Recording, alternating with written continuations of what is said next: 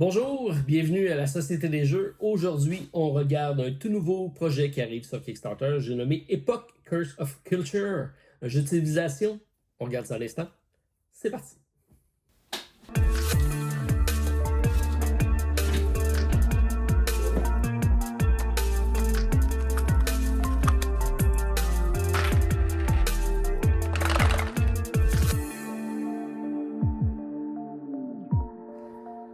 Bonjour tout le monde, très content de vous retrouver pour la découverte d'un nouveau prototype que j'ai reçu pour un jeu qui arrive en sous-financement. Je parle de Epoch Curse of Culture. C'est le nouveau jeu de civilisation de Jeffrey CCH. On a déjà connu avec Age of Civilization en 2019. Petite boîte très surprenante. Et là, on arrive avec quelque chose de vraiment épique. Un jeu de 2 à 3 heures avec beaucoup de développement, mais très stratégique. Alors, si ça vous dit, on regarde ça ensemble. Je vous présente le concept du jeu, les différentes règles et je reviens avec ma critique. Voici le contenu de la boîte pour Epoch Curse of Culture de Jeffrey CCH qui sera publié chez Icemate Game. Vous avez ici une configuration 2 joueurs, mais seulement un seul plateau de joueurs. Donc, sachez que ça va prendre énormément de place sur une table. Ça en fait une épopée épique. Alors, je vais faire un bref survol des composantes, vous expliquer sommairement les règles du jeu pour vous donner une idée du gameplay et je vais terminer par ma critique. Tout ce que vous voyez ici, c'est à l'état prototype. Sachez que ça risque de changer durant la campagne, mais vous voyez la qualité, c'est quand même somme toute très bien réalisé. Donc, vous allez incarner un peuple qui est dicté par vos propres plateaux ici. Donc, ici, j'ai l'Égypte, la Grèce, la Chine, la Mongolie, l'Angleterre et j'ai mis en place la France pour vous montrer les différents types de peuples qu'il pourra y avoir. L'histoire va se dérouler sur 3 âges, donc 3 époques, comme dit le titre. Premier âge sera l'âge ancien. On passera ensuite à l'âge médiéval et on finira par l'âge moderne. On va faire évoluer notre plateau personnel, mais également un plateau principal. Donc ici, j'ai le plateau principal qui est composé d'une piste de culture. Donc, on va essayer d'accumuler de la culture pour éventuellement faire évoluer notre gouvernement. Donc, ça, je trouve ça, c'est probablement l'aspect le plus intéressant du jeu de civilisation que j'aime. Donc, on va avoir différents types de gouvernements qu'on va pouvoir élire et c'est une espèce de tech tree dans lequel on va évoluer et qui va changer notre propre partie. Les gens autour de la table auront chacun leur façon d'approcher l'aventure. On va avoir ici une piste de science qu'on va pouvoir avancer et c'est une piste conjointe. Donc, à chaque fois que quelqu'un va faire avancer, on va avancer ce marqueur-ci et on va prendre un des 2 bonus qui va être marqué là, qui va devenir de plus en plus difficile à monter. Donc, en premier, on a ici seulement une science à dépenser pour avancer. Éventuellement, ce sera 2, 3, 4, 5, 6 et 7. Donc, des bonus de plus en plus importants. Et sur la piste de culture ici, on a des emplacements, le 2, le 8, le 14, qui vont nous débloquer certains remplacements sur notre plateau de gouvernement. Donc, on voit ici 2, 8 et 14, c'est les mêmes chiffres. Donc, on va devoir combiner. Donc, il va y avoir un système de construction d'engins qui va s'installer pour pouvoir vraiment rendre notre partie efficace. De ce côté-ci, on va avoir les decks de cartes. Donc, on va avoir des decks avec des inventions et un deck avec soit des merveilles ou soit des soldats ou des unités qu'on va pouvoir engager. Parce qu'effectivement, c'est une espèce de 4X dans lequel il va y avoir de l'exploration, il va y avoir également possiblement des combats. Donc, on va devoir se protéger contre les envahissements. Tout le monde va commencer ici avec un Axeman, donc un homme tout simplement avec une hache. Et on se donne seulement un point de défense ou un point d'attaque. Mais éventuellement, on pourra aller en recruter. Et ça va évaluer ce marché-là au fil des âges. Donc, on va commencer le 1 et éventuellement, ça changera à chaque tour. Donc, le jeu se déroule sur 3 époques et à chaque époque, on va avoir un total de 6 actions à faire. Je dis 6 actions parce qu'on va commencer tout le monde avec une main de 6 cartes. Donc, j'ai ça ici. Donc, j'ai 6 cartes qui vont représenter les actions que je vais pouvoir faire durant mon tour. Et progressivement, on va commencer à bâtir notre deck pour le tour suivant. Donc, les âges 2, on va les voir arriver. On va pouvoir planifier sur une plus longue échéance. On a ici la piste de combat ou la piste militaire, si on veut. Donc, on va avoir un marqueur ici qui va progresser, qui va être nos points avec lesquels on va pouvoir se défendre. Mais on a des marqueurs d'avantages et on va pouvoir aller chercher des avantages sur différents terrains. Donc, soit des avantages de défense, des avantages contre les cavaleries sur les différents terrains ou dans les villes. Parce que ici, ce qu'on a, C'est un système de tuiles dans lequel on va faire des explorations et on va pouvoir aller peupler les emplacements qui sont ici pour étendre notre cité, mais également on va rencontrer des unités adverses qui sont des barbares et des cités neutres qui sont ici, avec lesquelles on va pouvoir soit commercer ou soit tout simplement aller envahir, donc avec la piste militaire qui est ici. On a également un marché d'inventions qui seront également par âge. À l'âge 1 ici, ce que j'ai dans ma main, j'ai l'écriture, la roue, l'agriculture, la poterie, la préservation de la nourriture et la philosophie. Donc, c'est toutes des actions que je vais pouvoir faire, sachant que je vais avoir besoin de construire à chaque époque 3 cartes. Donc, j'ai les emplacements ici pour 3 inventions. Donc, des 6 que j'ai en main, il y en a seulement 3 que je vais construire et 3 autres que je vais utiliser pour faire des actions générales durant la partie. Je pourrais toujours aller chercher des cartes qui sont ici dans le marché. Donc, ici, j'ai la chasse, les mathématiques, le code de loi et la navigation avec les bateaux. Donc, c'est des possibilités que je pourrais aller faire. Donc, sachant que j'en ai seulement 3, déjà ici, j'en ai 9 de disponibles. Donc, je vais avoir un choix à faire. On a ici notre plateau personnel. Donc, comme je l'ai dit, je commence avec la France ici. J'ai 4 possibilités ici d'augmenter mon type, d'avoir une asymétrie au niveau de mon peuple. Donc, c'est-à-dire au niveau des âges. Donc, à l'âge 2, je pourrais partir en croisade durant l'époque médiévale ou faire une collection d'art qui va me donner certains bonus. Dans l'âge 3 ici, je peux avoir la Cité de la Lumière, donc m'axer sur la culture et les connaissances, ou aller développer le fashion and luxury, donc la mode, et donc aller comme ça orienter ma partie en allant débloquer. Donc, je vais devoir aller dépenser des points de différentes ressources pour pouvoir aller marquer, mais j'ai seulement droit à 2. Donc, chaque peuple en a 4, mais on peut seulement en débloquer 2 dans chaque partie. Donc, là, il y a une asymétrie. Et vraiment, tous les peuples sont différents. Comme ici, l'Égypte est plus fort dans l'âge 1. J'ai 3 âges 1 ici parce qu'on voit que c'était là à leur apogée. Et éventuellement, j'ai ancien artefact à l'âge 3, donc je vais pouvoir débloquer. C'est vraiment une asymétrie importante à ce niveau-ci. On a 2 autres plateaux. Donc, celui-ci, c'est le plateau de gouvernement que je l'ai parlé. On commence avec le Chiefdom. Donc, ça me donne tout simplement un marqueur qui dit que j'ai le droit à construire seulement une cité. Alors, j'ai un jeton de une cité qui est disponible dans mon plateau personnel. Mais selon mes axes de développement, je pourrais aller de 2 à 3 à 6 éventuellement. Donc, je vais pouvoir me déplacer pour débloquer des cités à aller construire sur la map qui est ici.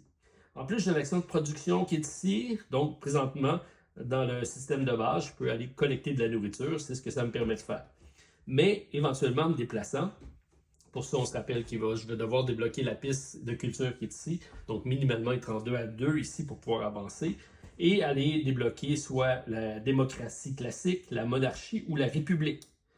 Donc, monarchie, peut-être, la France, on ira peut-être de ce côté-ci. Et ça donne des bonus instantanés, comme ici, ça donne de la culture. Ici, ça donne de l'art et des peuples. Et ça va être intéressant à débloquer. Parce que j'ai seulement 4 cubes de colonisation présentement au début de partie. Mais j'ai un total de 26 ou 24 ou 26 cubes à aller chercher. Donc, ça va être une ressource très importante à aller chercher durant la partie parce qu'on va les consommer. On va en avoir besoin pour faire nos actions. C'est là-dessus que moi, durant mes premières parties, j'ai bloqué. Donc, on va devoir aller chercher ce symbole-ci pour pouvoir aller s'étendre au maximum, aller avoir le maximum de colonies et être capable de bien fonctionner. Donc, on peut partir d'un côté en suivant les flèches, en allant vers une république, en revenant vers une constitution de monarchie et pour finir vers le libertarisme. Donc, je peux vraiment naviguer dans mon secteur de gouvernement ici. Et ça va être très, très important parce que j'ai plusieurs actions qui sont en lien avec mes différentes ressources. Ici, je vais avoir 2 marqueurs qui vont déterminer le nombre d'offres et de demandes que je vais pouvoir générer. Donc, je vais avoir des actions qui vont me créer des offres. Donc, je vais créer, exemple ici, de la poterie qui va me donner 2 goods. Donc, je vais monter ce marqueur-là ici de 2 si je débloque cette carte-ci. Éventuellement, des demandes en allant construire soit des postes de traite. Donc, je vais pouvoir aller construire des postes de traite à côté des cités voisines ou des cités neutres pour pouvoir faire du commerce. À ce moment-là, c'est de la demande que je vais bouger. Je vais bouger ce marqueur-ci, soit avec des cités ou soit avec des postes. Et ça déterminera donc les marqueurs ici, ce que j'aurai au début de chaque époque comme ressource. Donc, on va toujours prendre le marqueur le plus inférieur et ça va nous donner qu'est-ce qu'on va avoir. Donc, si je finis comme ça à la fin de l'époque 1, ça va me donner un or ici en richesse que je vais pouvoir mettre dans mes ressources. éventuellement de l'art et de la culture, et ça peut aller jusqu'à 7 d'art et 5 de culture. Donc, dépendamment de comment je vais débloquer ces plateaux-ci. Et ça va bouger de façon négative ou positive selon les combats, parce que je peux perdre des emplacements et ces marqueurs-là vont bouger au fil du temps. Ici, on a un très bon résumé d'à peu près toutes les actions qui peuvent être faites. Donc, ça va être par iconographie, ça se passe super bien de ce côté-ci. Et finalement, on a notre sablier ici qui s'ajoute. On voit ça ici, donc ça vient très bien se connecter ici. Et c'est les 3 ressources que j'ai dans la partie. Donc, j'ai de la nourriture, j'ai de la production et j'ai de la science. Donc, c'est essentiellement les 3 marqueurs qu'on va aller chercher. La science pour pouvoir ici aller bouger sur ma piste de science. Je vais m'en servir également pour aller chercher des unités, donc pour aller recruter des unités. J'ai la production qui va me permettre de construire des merveilles. Les merveilles vont s'en additionner ici et je peux en avoir autant que je veux. Et ça donne des bonus instantanés. Donc comme ici, 3 de civilisation et 1 de culture. Et en plus d'un pouvoir supplémentaire, ici je peux, grâce au colosse du port d'Alexandrie, j'imagine, d'aller faire des attaques au-delà des mers, parce que donc, on va avoir ici de l'exploration qui va se passer. Chacun des merveilles va me permettre d'aller chercher des bonus, et ça se construit avec des productions, donc le marqueur jaune, orange qui est ici. La nourriture va me permettre d'aller faire différentes choses, notamment pour aller recruter certaines armées, parce que je vais devoir nourrir mon peuple, comme j'ai ça ici, donc pour activer mes horsemen. Ça va me donner 3 d'attaque, mais je vais devoir, pour les activer, leur donner de la nourriture pour être capable de les envoyer au combat. Donc, ça va être important pour ceci. Et divers ordres d'actions durant la partie. Donc, on a cette gestion-là. Également, on va devoir, à la fin, on a une phase d'entretien et on va devoir utiliser ces marqueurs de nourriture-là pour, bien sûr, nourrir le peuple qu'on a. Donc, il y a un équilibre à faire si on ne veut pas perdre nos cités parce que les cités vont demander de l'entretien et ça se fait avec de la nourriture. On va avoir une ressource supplémentaire qui est l'or. Donc l'or va s'en venir ici.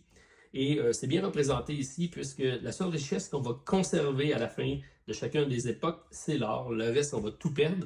Mais on pourra toujours faire une conversion de 3 pour 1. Donc on va pouvoir descendre 3 ressources, n'importe quelle ressource, pour la convertir en or ici. Ce qui nous permet donc, dans le fond, d'avoir un joker qui va servir à n'importe quoi. Donc très important l'or pour faire à peu près tout ce qu'on veut. Si on regarde au niveau des tours de jeu, on a un beau résumé ici qui va nous donner la séquence et comment on va faire tout ça. Donc, en premier lieu, on va piocher une carte ici. Là, on joue dans l'âge 1. Fait que j'ai déjà mes cartes de l'âge 1 ici. Mais au début de chacun de mes tours, je vais piocher une carte de l'âge 2 que je vais ajouter à ma main. Donc, ça va déjà me donner une orientation pour le prochain âge. Donc ici, je vais avoir la possibilité de faire des presses d'impression papier pour aller... Ici, ça va me faire 1 de moins. Donc, aller faire ici... ma science va me coûter une science de moins pour aller faire mes connaissances. Ça peut être très intéressant parce que je vais avoir la possibilité donc d'avoir les presses. Et en plus, ça va me donner 2 points si j'atteins le marqueur 24 sur la piste de culture qui est ici. Donc, j'ai ça qui arrive en main. Ça me fait une carte supplémentaire parce qu'à chaque tour, je vais piocher une carte et je vais jouer une carte. Vous avez toujours 2 actions possibles à chacun des tours. On va ensuite donc révéler les tuiles qui sont ici. Donc, c'est les... On va à chaque tour en prendre une carte et on va l'ajouter au marché. Ça va dépendre du nombre de joueurs. Si on est 2 joueurs, on va tout simplement... Si on est plus de 2 joueurs, on va en tourner seulement une. Si on est 2 joueurs, on révèle 2. Donc, on va tout simplement bouger le marché vers le haut comme ça et additionner les cartes vers le bas comme ceci. Et si jamais j'additionne une carte qui fait sortir une autre carte, donc on va tout simplement l'enlever et la décaler tout ça vers le haut. Donc, ça va être un marché qui va être changeant. Donc, on va mettre ça au haut du plateau. Selon si c'est une merveille, on le met de ce côté-ci. Si c'est des soldats ou des supports, on le met de ce côté-ci. Ensuite, on va faire une phase d'exploration. Donc, à partir d'une tuile déjà révélée, on va tourner des tuiles adjacentes pour pouvoir aller étendre notre civilisation. C'est une map conjointe, donc tout le monde va travailler avec la même map et le nombre de cases qu'on a ici va dépendre du nombre de joueurs autour de la table. Donc ça, c'est une configuration pour 2 joueurs et il y aura éventuellement plus grand encore si on est plusieurs. Donc je décide vers où je vais. J'ai la possibilité d'avoir ici des indications comme ici. On sait que j'ai une ressource, soit des chevaux ou soit une forge disponible dans ce secteur-ci. Donc si c'est de quoi que j'ai besoin, je peux aller vers là. Ça va servir pour aller faire ici, pour avoir l'exemple le Swordman. Un des prérequis, c'est d'avoir ici la forge. Donc ça me coûte 3 de science et d'avoir cette icône-ci, si jamais elle est sur cette tuile-là, donc d'être en possession de ce terrain-là, pour pouvoir construire ici, aller recruter la carte. Si jamais je n'ai pas l'icône qui est demandée, je peux payer 2 de plus quand même pour le recruter, donc ça me fait 3 plus 2, 5, donc c'est beaucoup plus cher. Donc, et même chose pour ici, les Horsemen, on voit que j'ai le symbole du cheval, donc à ce moment-là, pour aller recruter lui, c'est le même principe, j'ai besoin d'avoir le cheval. Donc, si je décide d'aller ici, donc en partant, on avait ici notre case de départ qui est aléatoire.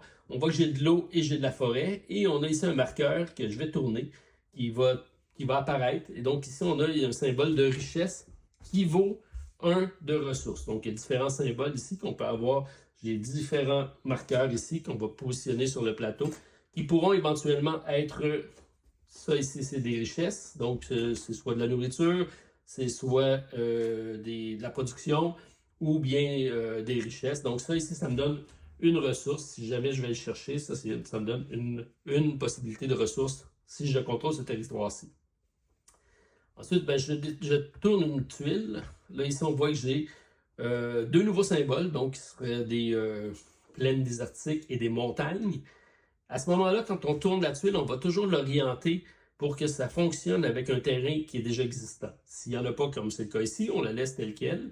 Donc, on voit ici que j'ai un symbole qui est comme ceci, mais c'est la forge qui est disponible dans la montagne. Si je vais contrôler ça ici, ça me donne un avantage pour aller chercher les Swordmen.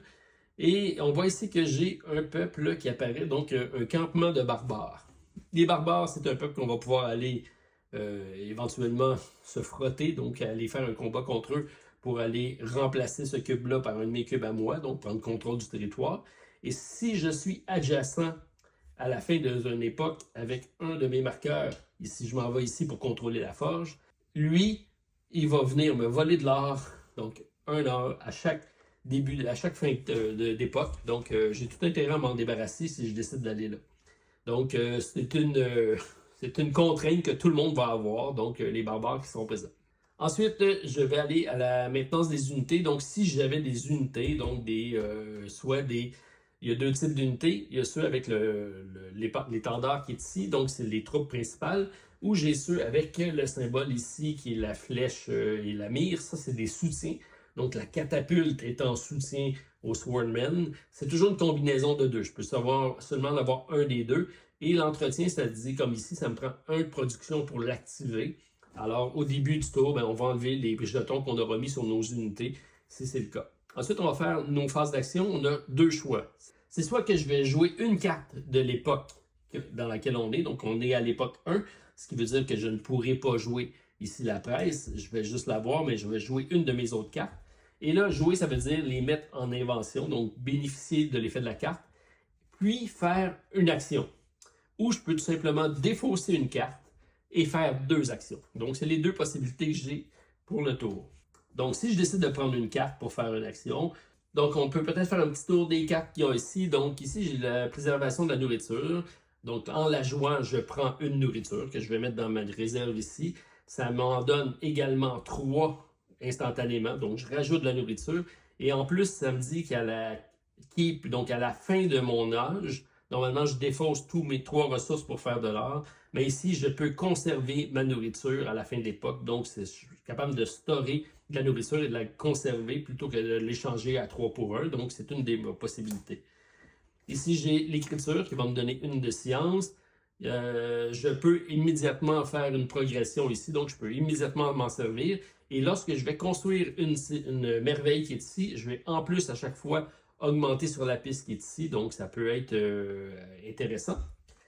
La wheel qui me donne une production qui me permet de dépenser une science ou 3 de moins pour faire une construction. Ça, c'est assez intéressant.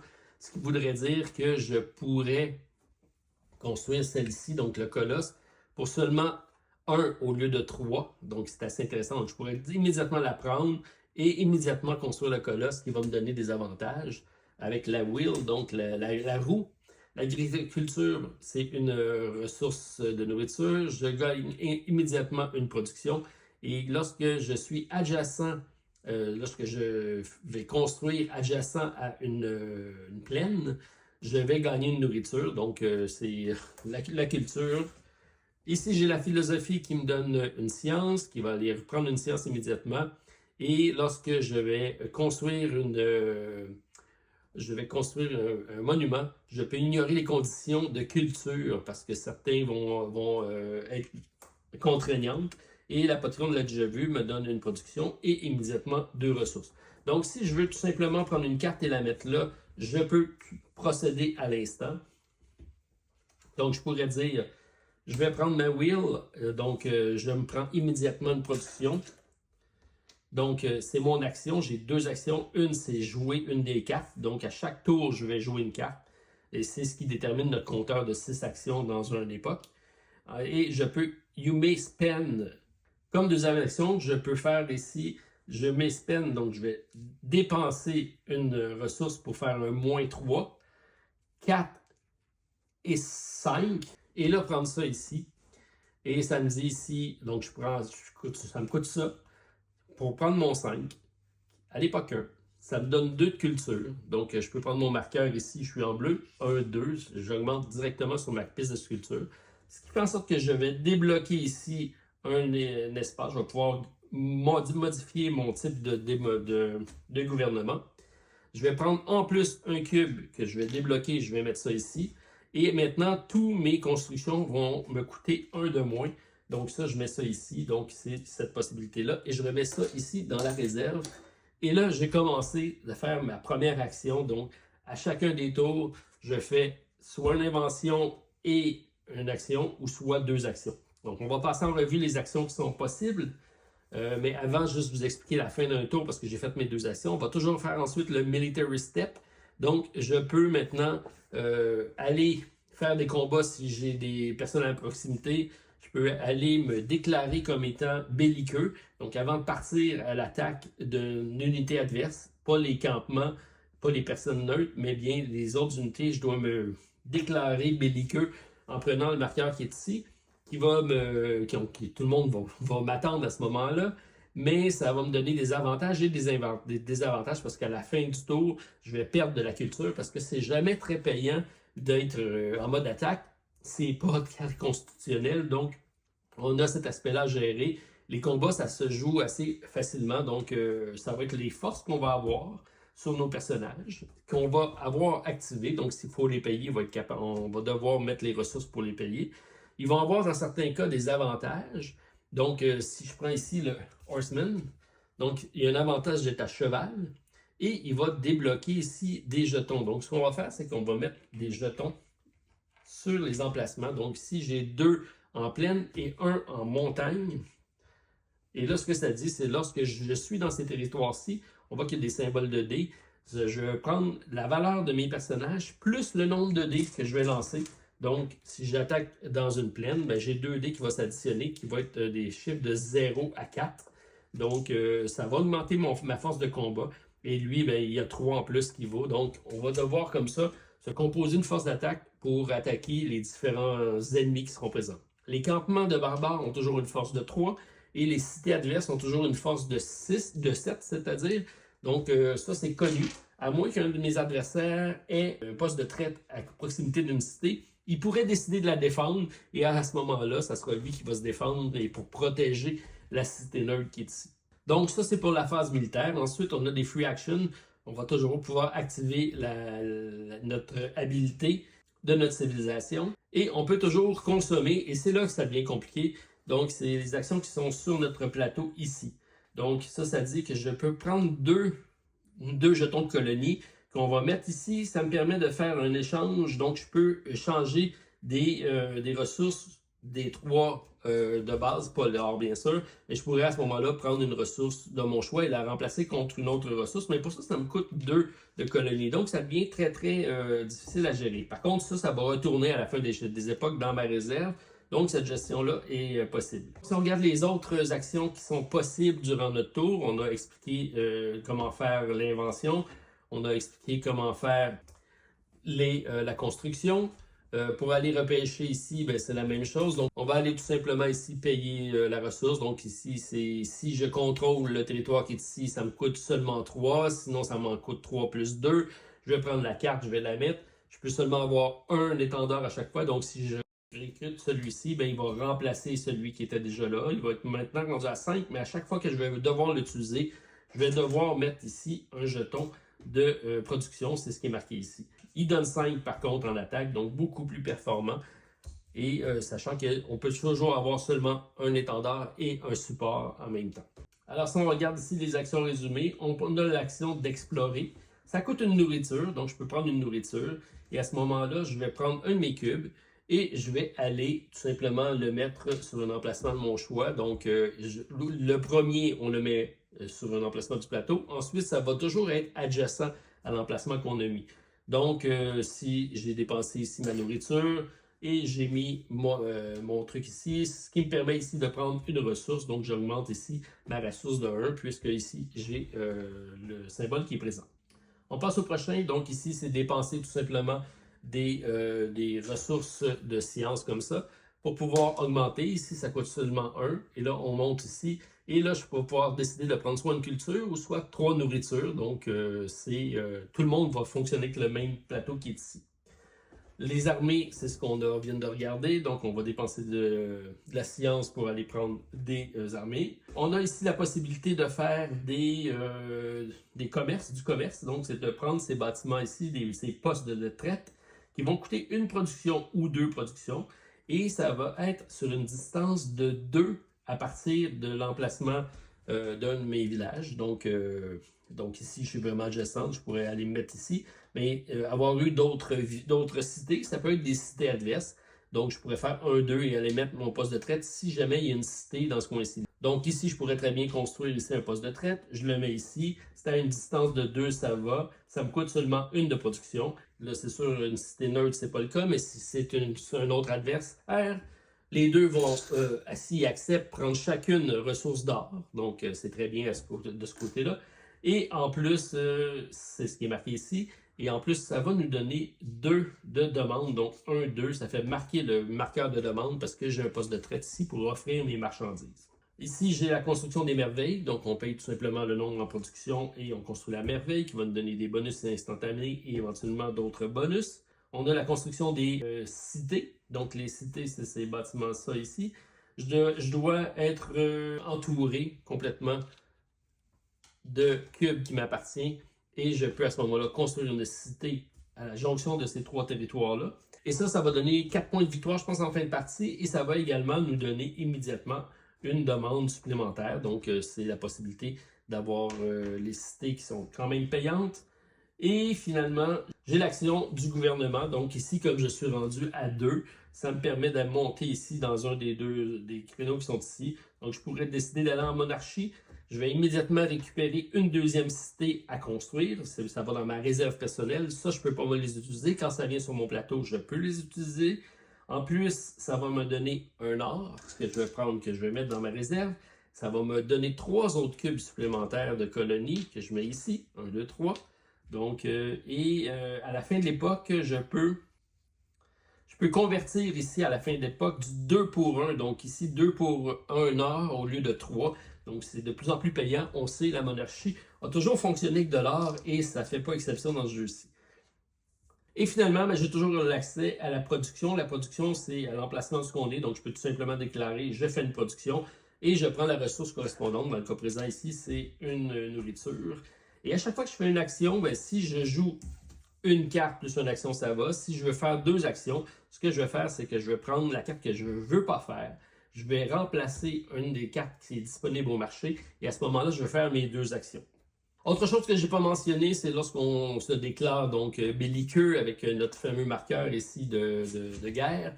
On va ramener tous nos postes de traite. Donc, tous les postes de traite qui nous appartiennent vont revenir sur notre plateau.